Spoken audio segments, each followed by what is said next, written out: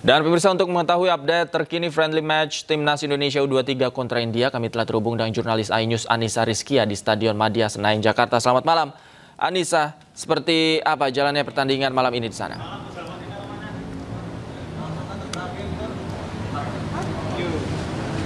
Selamat malam David dan juga pemirsa. Laga uji coba Timnas U23 Indonesia melawan India baru saja kita saksikan bersama.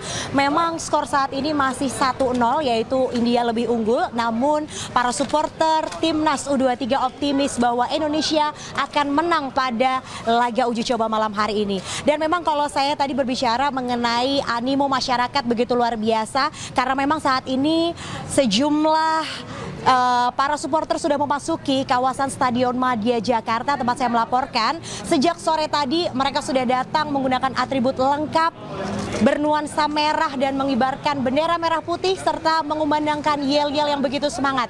Kali ini saya akan coba mewawancarai salah satu pengunjung yang datang sepertinya bersama keluarga. Bisa diperkenalkan namanya Pak siapa? Asep. Datang bersama keluarga, apa harapan untuk Timnas U23 yang saat ini sedang berlaga? Timnas bisa memenangkan di laga uji coba dan bisa meraih prestasi di SEA Games. Oke. Prediksi skornya berapa nih Mas Asep? 3-0 untuk Timnas.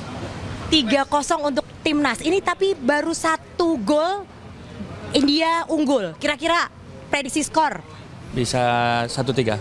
1-3 ya, 3-1. Jadi 3 untuk Indonesia, 1 untuk India. Oke, baik, silahkan langsung saja untuk bisa masuk.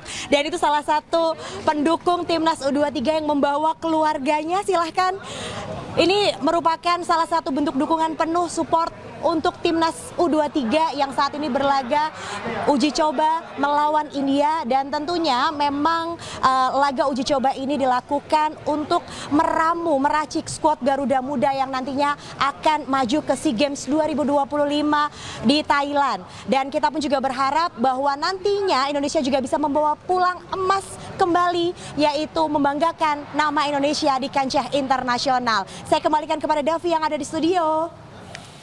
Baik, terima kasih Anissa Rizky yang melaporkan langsung dari Stadion Madia Senayan, Jakarta. Selamat bertugas kembali.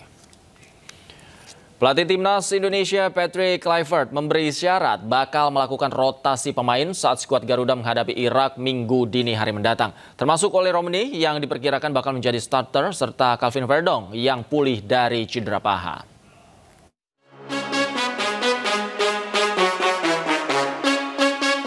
Timnas Indonesia fokus menghadapi Irak di matchday kedua Grup B putaran 4 kualifikasi Piala Dunia 2026 zona Asia. Tak ada opsi lain bagi JIZ dan kolega kecuali memenangi laga hidup mati yang digelar di King Abdullah Sports City, Jeddah, Arab Saudi, Minggu dini hari. Pelatih Patrick Kluivert memberi isyarat bakal melakukan rotasi pemain seiring perkembangan kondisi kesehatan penggawa Garuda. Oli Romeni diperkirakan tampil sebagai starter setelah masuk sebagai pengganti saat Garuda kalah 2-3 dari Arab Saudi di laga pembuka. Sementara Calvin Verdong yang absen saat menghadapi Arab Saudi akibat cedera paha bakal kembali merumput. Di bawah Mister Martin Paes masih menjadi tumpuan tim. 4 pemain di benteng pertahanan adalah Sandy Walsh, Kevin Dix, Jay Izzes, dan Calvin Verdong. Duet Tom Haye dan Joe Pelupesi menjadi dirijen orkestra di lini tengah. Untuk menambah daya gedor tim, Kluivert diprediksi menurunkan 3 penyerang sayap, yakni Emiliano Jonathans, Ragnar Oratmangun, dan Ricky Kambuaya. Sementara Oli Romeni yang kembali fit diplot sebagai penyerang tengah. Laga berat memang bakal dilakoni skuad Garuda karena Irak lebih diunggulkan. Namun Kluivert yakin pasukannya punya mental petarung sejati dengan memberikan perlawanan terbaik.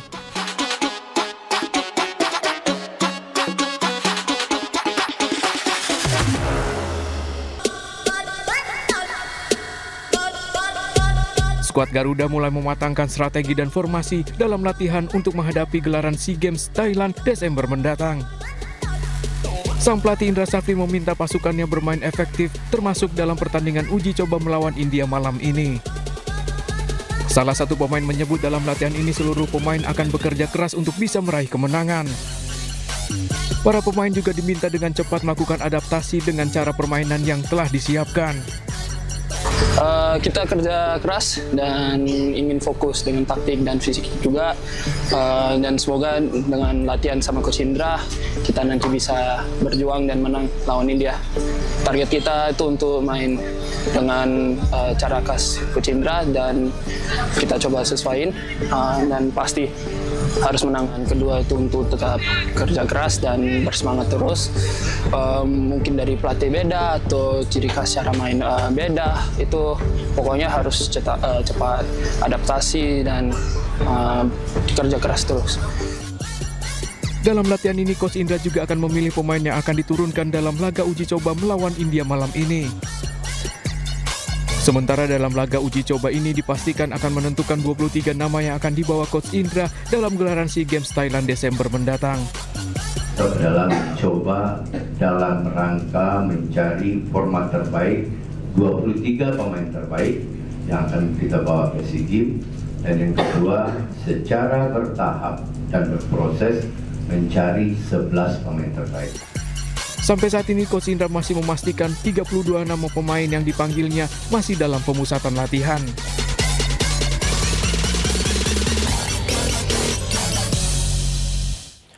Supporter Timnas U23 Indonesia madati Stadion Madia Jakarta untuk menyaksikan laga uji coba antara Timnas U23 Indonesia melawan India U23.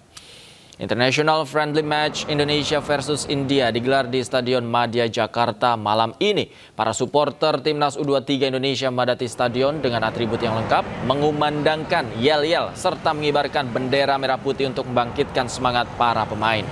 Dukungan penuh untuk Garuda Muda oleh supporter Indonesia dengan harapan kemenangan diraih oleh tim nasional U23 Indonesia dalam laga uji coba ini. Mereka percaya bahwa dengan dukungan penuh dari supporter Timnas U23 Indonesia dapat menampilkan performa terbaiknya dan mengalahkan India.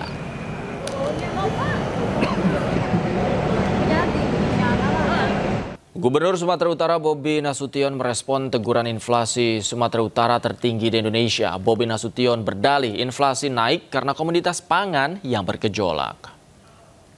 Inflasinya tertinggi, bahwa di sini kita sama-sama melihat Provinsi Sumatera Utara 5,32, Provinsi Riau 5,4. Gubernur Sumatera Utara Bobi Nasution kena tegur Kementerian Dalam Negeri.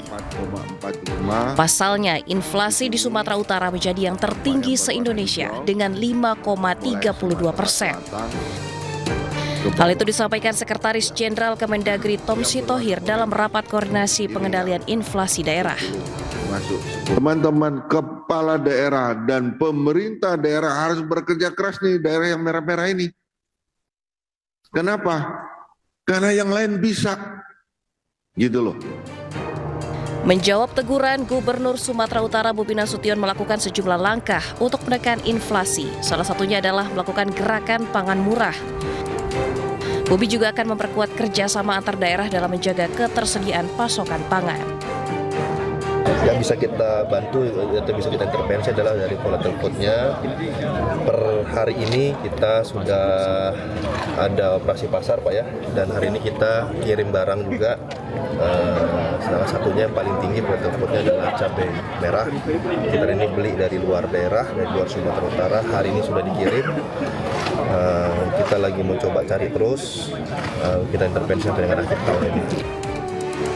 Kepala daerah dengan inflasi tertinggi dituntut bekerja lebih keras karena tingginya inflasi akan sangat berdampak bagi masyarakat. Selain Provinsi Sumatera Utara yang mengalami inflasi tertinggi di Indonesia, medio September 2025 adalah Riau dan Aceh. Dari Medan, Sumatera Utara, Aminur Rashid, iNews melaporkan.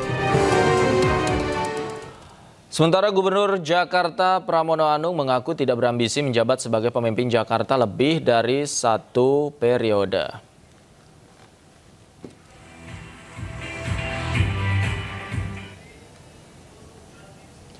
Pernyataan ini disampaikan Pramono Anung saat menjadi narasumber dalam sebuah acara Bank Plat Merah di Jakarta. Ia mengingatkan bahwa dirinya sudah berkarir di pemerintahan dan politik selama 25 tahun. Masa jabatannya sebagai gubernur ini akan menjadi penutup dari perjalanan panjangnya. Ia tidak memiliki niat untuk kembali mencalonkan diri dalam jabatan publik apapun setelah masa jabatannya di Jakarta berakhir. Saya target saya pengen jadi gubernur 1 periode. Tetapi saya memutuskan dan beliau 1 periode nggak berhenti. Saya udah jadi pejabat terlalu lama banget. 25 tahun nggak pernah putus. Tambah 5 tahun jadi gubernur udah 30 tahun udah lah.